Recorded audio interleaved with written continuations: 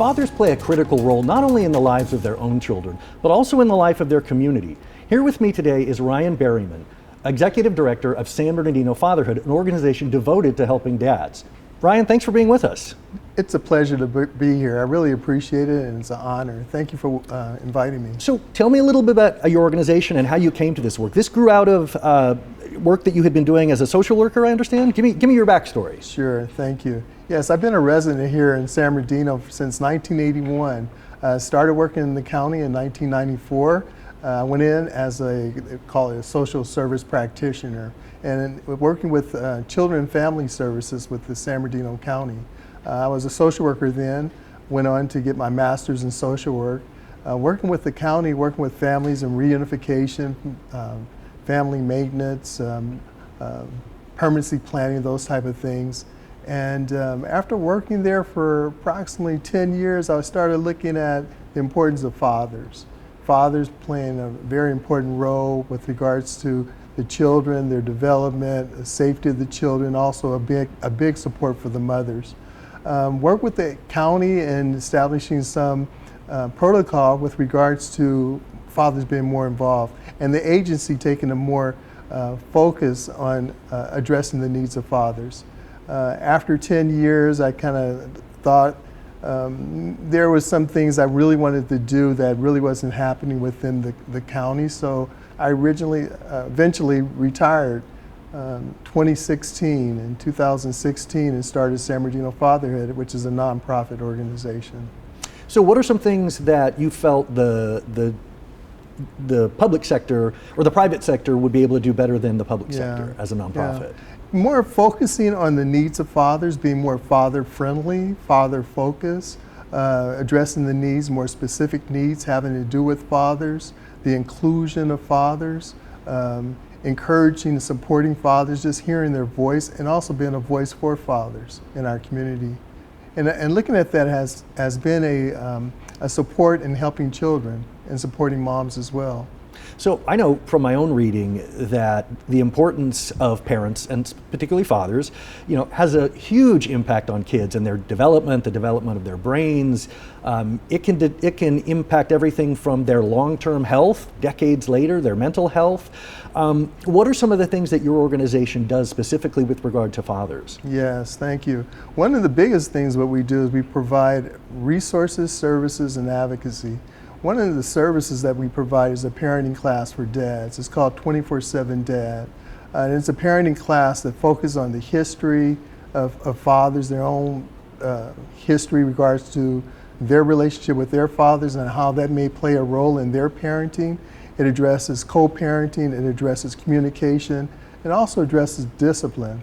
And so it addresses a number of different areas that I find out through these classes that fathers, they really never had that type of information available to them.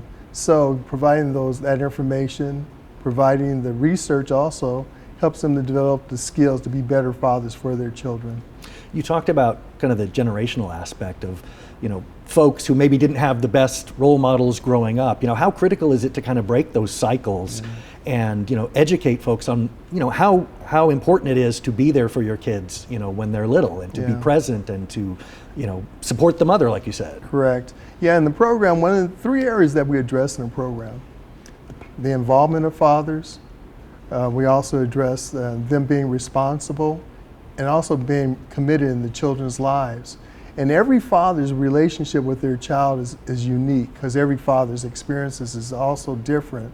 And so we'll address that, and we'll talk about how important it is for children to have both parents responsible in their children's lives. Mothering is important as well as fathering. So children need both, a mother and a father, if at all possible.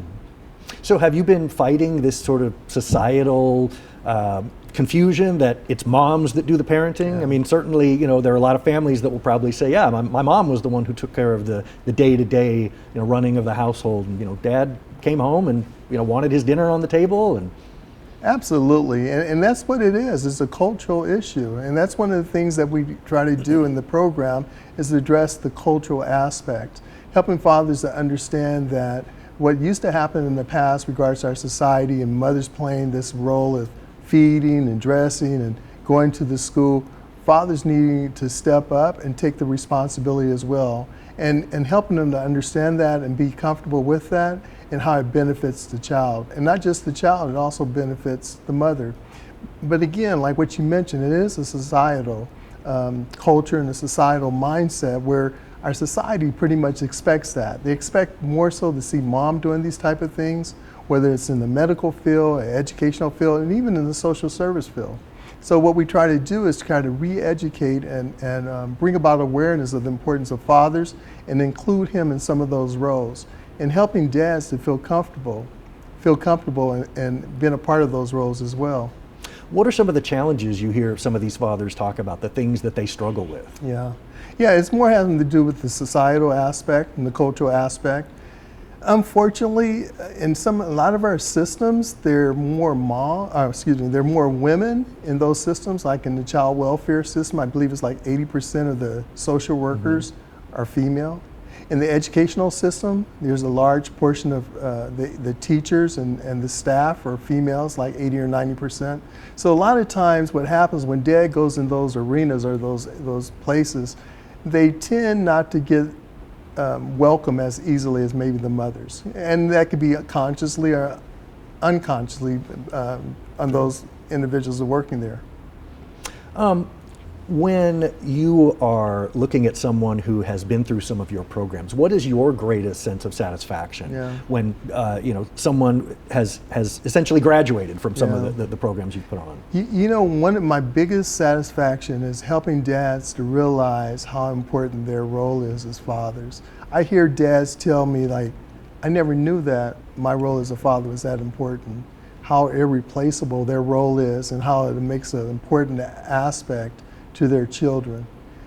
So that's one of the biggest satisfaction I get, is providing them with the information and the education and also the research and how their role benefits their children. And not just their children, really they benefit our community and our society as longevity, as a legacy. And I try to portray that within the fathers, that they're not just doing this for their children now, but they're doing it for their children's children. So establishing that kind of mindset with the dad, and as well as the kind of culture within our community, helping them to understand that.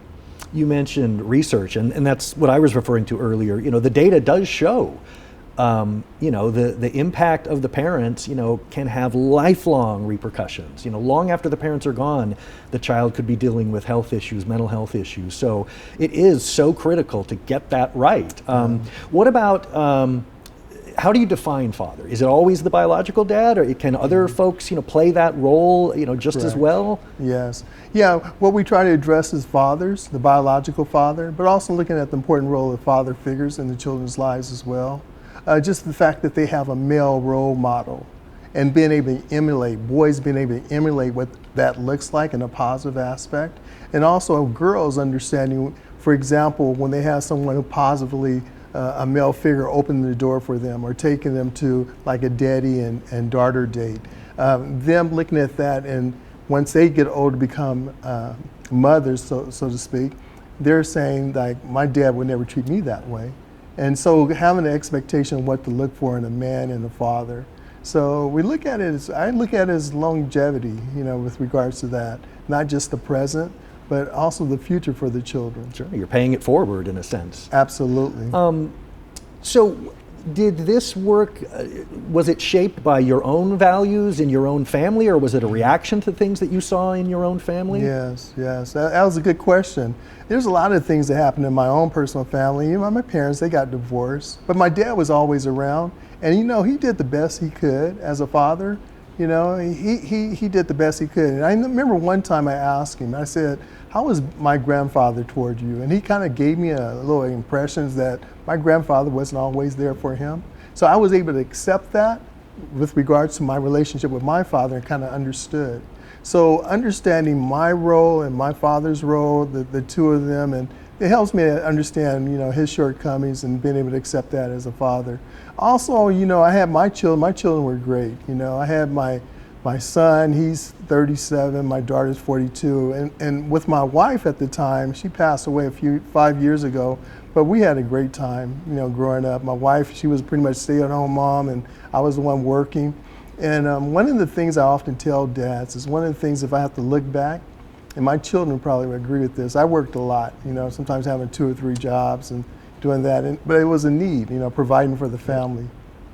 How do you balance those competing issues? We hear so much about households where, one of the parents is working multiple jobs and they just have to choose between, well, do I make money to keep, the rent paid, or am I home with my children? How do you navigate some of those terrible choices people have to make? Yeah, and we talk about that in our classes also, the balance between family and work. And it is important balance. One of the things that you'll always have is your family, recognizing that. But your job, it can be with you one day and leave you the next. So looking at the value, what's the most important for you? Men need both. They need to work so they can provide for their family, and they also need their family. That's one thing that's unconditional. You always have your family with you. How much do you see a cultural aspect to some of these issues? We talked about the African American community, the Latino community. How much of those factors influence sort of some of the needs you're seeing? Yeah, when we look at the statistics, our African American and men of color, the numbers are really bad.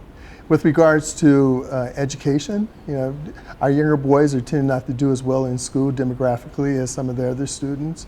As far as the criminal justice system, a lot of the mass incarceration. As far as substance abuse and alcoholism, mental health issues, suicide, homicide. So we look at a lot of that. So there's a big need to address our men of color, African American men of color, even our Native American men of color, and our Hispanic, of course.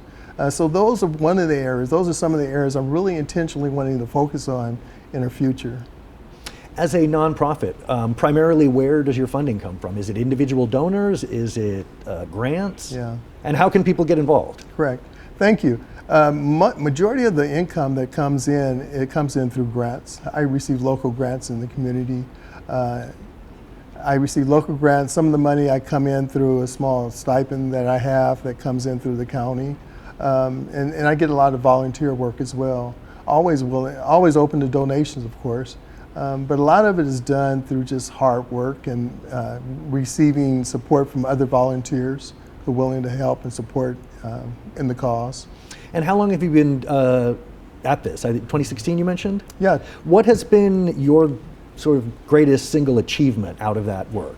I think the greatest, it's since 2016, so it's 5 years. We just completed 5 years in San Bernardino Fatherhood. The greatest achievement, I would have to say, is just the recognition. I believe the community is opening up. I believe some of the agencies are opening up and looking at what San Bernardino Fatherhood has done.